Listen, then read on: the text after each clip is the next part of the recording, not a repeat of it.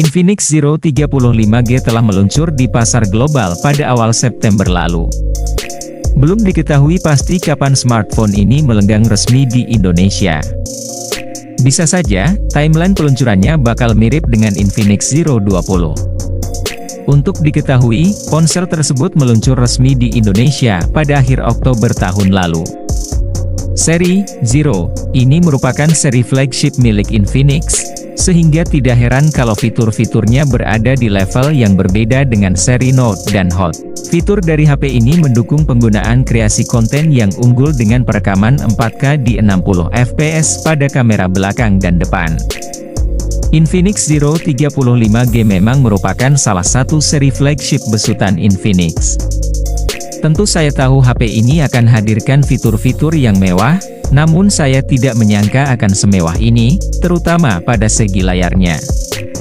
Ukuran layar HP ini juga ternyata di atas rata-rata, tampilkan dimensi 6,78 inci di saat sejumlah kompetitornya tawarkan layar lebih sempit, misalnya 6,67 inci atau 6,4 inci. Layar dari Infinix Zero 35G juga berada dalam resolusi Full HD 1080p dengan tingkat kerapatan 388 piksel, mengusung panel AMOLED untuk tampilkan kecerahan tinggi tanpa banyak menguras baterai. Infinix menyebutkan, layar AMOLED di HP ini dapat mencapai 950 nit peak brightness. Kecerahan layar yang tinggi tentu akan membantu pengguna melihat konten tulisan dan gambar meski berada di luar ruangan saat siang bolong. Selain itu, berkat bezelnya yang lebih tipis dari banyak pesaingnya, Infinix Zero 35G diklaim meraih rasio screen to body seluas 92,7%. Layar smartphone juga sangat cocok untuk memainkan game kompetitif, karena dikemas dengan touch sampling rate 360 Hz yang bikin responsivitasnya melonjak tinggi ketimbang HP lain. Infinix mengerti kalau terkadang, pengguna smartphone senang gunakan HP pada malam hari sebelum tidur pada pencahayaan yang minim. Dan agar tampilan layar tidak menyilaukan mata, brightness-nya pun diturunkan hingga yang terendah, dan kadang ini bisa menyebabkan isu flicker, kedipan, yang tidak nyaman untuk mata. HNB untuk atasi hal itu, Infinix Zero 35G dikemas dengan 2160 pwm dimming agar tampilan layar tetap sempurna tanpa perlihatkan flicker sama sekali. Penanganan refresh rate di ponsel ini juga termasuk solid, menyajikan 3 opsi laju yaitu 60 Hz, 120 Hz, dan 144 Hz. Terdapat juga mode auto switch yang membuat ponsel ini dapat memonitor jenis aktivitas yang dilakukan di layar, untuk dapat menyesuaikan tingkatan refresh rate yang sesuai. Layar ponsel juga memiliki tingkat kedalaman warna 10 bit yang membuatnya akurat mendekati DCI-P3 100%. Ada 2 mode warna yang bisa dipilih yakni original dan brighter color. Untuk Anda yang memilih brighter color, temperatur warnanya bisa diatur agar lebih warm sehingga menampilkan warna yang lebih akurat lagi. Performa gaming super kencang dengan Dimensity 8020. MediaTek Dimensity 8020 adalah chipset gaming yang mengotaki Infinix Zero 35G. SoC ini mengusung fabrikasi 6 nanometer pabrikan TSMC dengan thermal design power 4W, turut hadirkan klaster 8 inti prosesor yang unggul di kelas harga menengah. Ke-8 inti prosesor itu adalah 4 inti Cortex A78 berkekuatan 2, 6 GHz dan 4 unit Cortex A55 dengan clock speed 2 GHz. Supaya permainan tidak tersendat-sendat, maka dikerahkan pula pengolah grafis, GPU, kencang bernama Mali G77MP9, GPU dengan arsitektur Valhalla 1 ST Gen yang memiliki frekuensi 850 MHz, Dimensity 8020 sejatinya merupakan hasil rebranding, pengubahan nama, dari Dimensity 1100. Belum banyak HP yang gunakan Dimensity 8020. Jika mengacu pada penelusuran yang saya lakukan, HP lain yang pakai SoC yang sama adalah Motorola Edge 40. Bandrol harga rilis secara global di angka €550 atau setara 8,89 jutaan rupiah. Penelusuran lebih lanjut juga menghasilkan fakta menarik.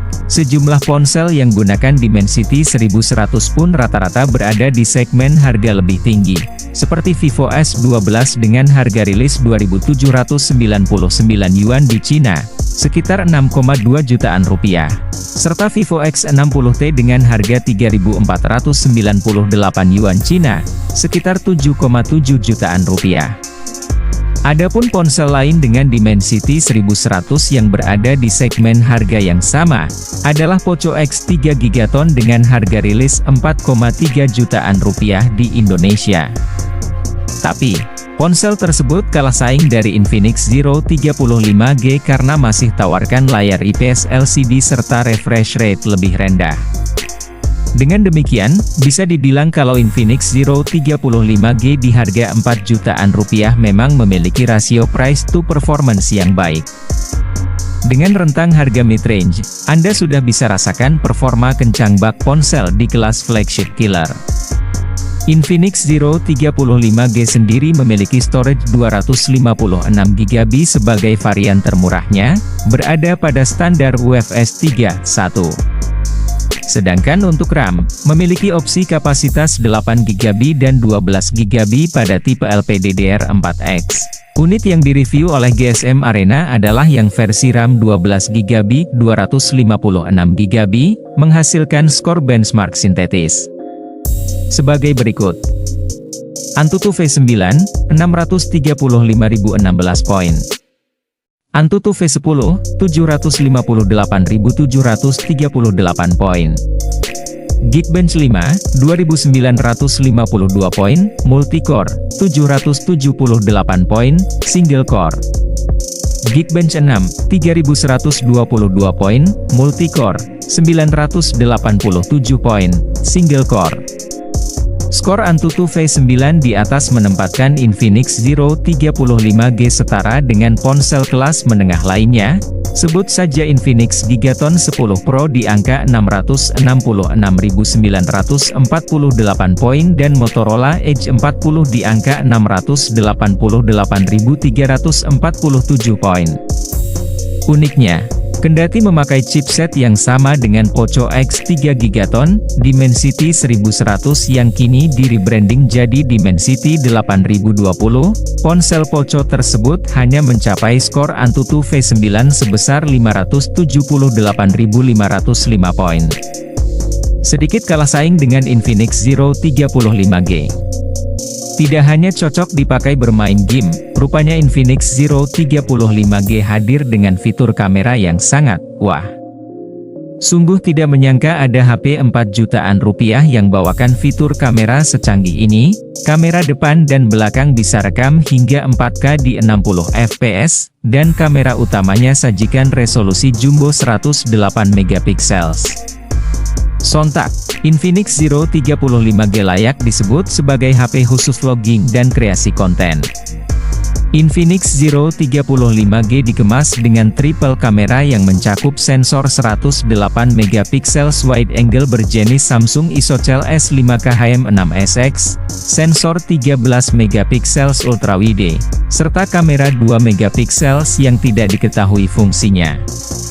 Kamera utama Samsung ISOCELL S5K HM6SX, atau yang namanya bisa disederhanakan menjadi Samsung ISOCELL HM6, juga turut digunakan oleh Realme 9, Xiaomi 12T, Infinix Gigaton 10 Pro, serta Realme 10 Pro 5G. Fakta menariknya, Xiaomi 12T dan Realme 10 Pro 5G merupakan dua smartphone dengan kelas harga lebih tinggi. Dengan memilih Infinix Zero 35G sebagai sarana fotografi, Anda bisa hasilkan foto dengan kualitas setara dengan HP yang lebih mahal. Sensor utama pada Infinix Zero 35G dipersenjatai dengan PAF dan OIS, sedangkan kamera ultrawide-nya dapat menangkap gambar pada sudut keluasan 120 derajat. Kamera depan Infinix Zero 35G menggunakan sensor Samsung ISOCELL Gen1 berkekuatan 50 megapiksel, dan sudah disertai dengan PAF untuk perpindahan fokus yang cepat dan akurat. Ini unik, karena mayoritas HP lain nyaris tidak pernah sediakan autofocus pada kamera depan. Kamera 108 megapiksel pada Infinix Zero 35G menggunakan teknologi 9:1 pixel binning, Nona Bayer, yang hasilkan foto beresolusi 11,8 megapiksel, 12 megapiksel. Kamera utama di ponsel ini menggunakan elemen lensa kaca yang diklaim dapat meningkatkan penangkapan cahaya 10% lebih banyak dari elemen berbahan plastik.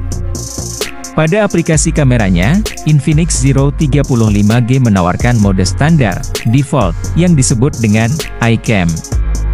Di sini, Anda dapat mengubah mode menjadi full 108 megapiksel, atau melakukan pembesaran lossless menjadi 0, 6x, 1x, atau 3x. Sebagai ponsel mid-range, tentu Infinix tidak mau kalah saing dengan rivalnya yang sudah sediakan audiovisual memukau.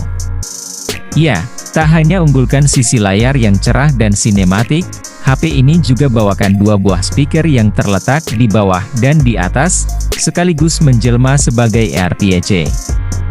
Hasil suara yang dikeluarkan terdengar jernih. Apakah Anda tertarik?